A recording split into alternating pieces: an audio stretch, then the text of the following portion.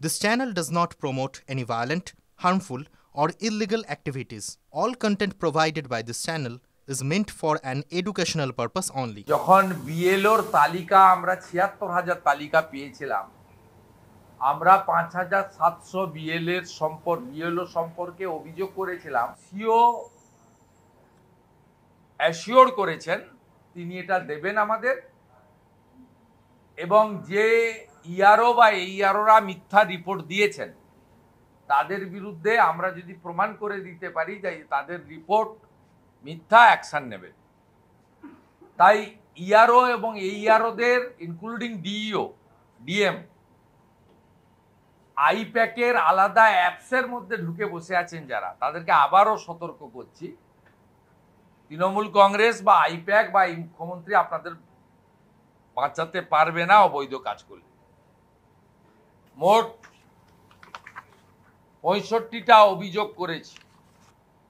এক্ষেত্রে আমরা দেখছি এই 65 ইনসিডেন্টের কমপ্লায়েন্স এবং অ্যাকশন টেকেন রিপোর্ট বিজেপি চায়।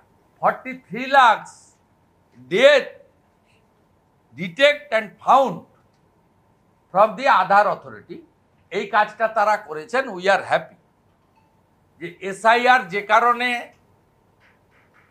ইলেকশন কমিশন অফ ইন্ডিয়া দিচ্ছেন তার গতিটা আমরা প্রথম থেকে বলছিলাম এটা বিহার নয়, এখানে নীতিশ কুমারের মতো মুখ্যমন্ত্রী নেই, তিনি সংবিধান মানেন। এখানে যে মুখ্যমন্ত্রী আছেন তিনি সংবিধান মানেন না, অতএব 50% অ্যাচিভ হবে।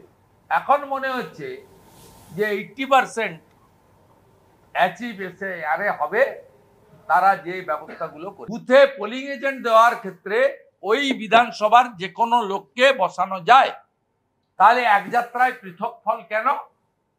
তাহলে আপনারা যদি বুথে পোলিং এজেন্টের ক্ষেত্রে বিধানসভাকে কেন্দ্র হিসেবে ধরেন, তাহলে বিএলএ 2 নিয়োগের ক্ষেত্রেও ওই বিধানসভাকে আপনাকে কেন্দ্র হিসেবে ধরতে হবে।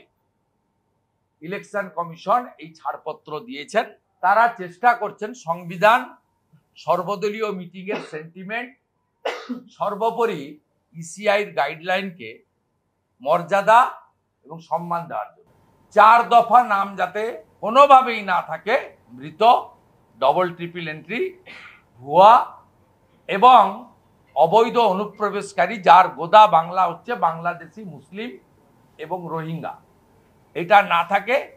আর যাতে হিন্দু শরণার্থী, তারা যারা সিএতে আবেদন করেছেন তাদের বিষয়েও ইলেকশন কমিশন এমএইচ এর সঙ্গে কথা বলে, সিটিজেনশিপ যেহেতু ভারত সরকারের বিষয়, দ্রুত নিষ্পত্তি অন্তত 4 ডিসেম্বরের মধ্যে এই বিষয়ে নিষ্পত্তি করুক। অনেক ভোটার তো যাদের জেনুইনলি বাদ যাওয়া উচিত যাবে, এটা চেষ্টা করলেও মানে সিস্টেমে পড়ে গেছে। ইফ নেসেসারি আমরা micro observer, special roll observer বা মাইক্রো অবজারভার কোনো সেন্ট্রাল গভর্নমেন্ট অর্গানাইজেশন থেকে দেওয়ার জন্য আমরা ডিমান্ড করব। আমরা আরও খানিকটা নজর রাখছি। বিএলওদের 3টে অংশ আছে, মেরুদণ্ড সোজা রেখে কাজ করছেন এটা বড় অংশে, তারা হ্যাটসঅপ করি।